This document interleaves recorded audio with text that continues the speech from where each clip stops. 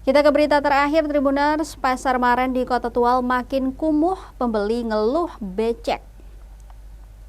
Kondisi Pasar Maren di Kota Tual, Provinsi Maluku terkini tampak kumuh. Para pedagang lebih memilih menggelar lapak dan berjualan di pinggir jalan.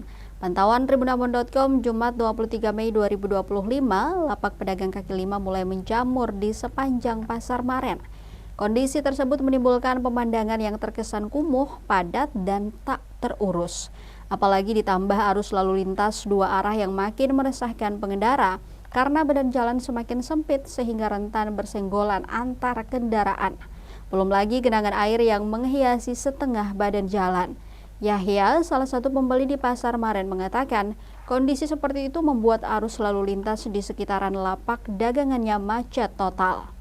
Menurutnya, sama sekali tidak ada spasi bagi pejalan kaki. Sudut jalan yang seharusnya diperuntukkan untuk meneliti telah dikuasai pedagang.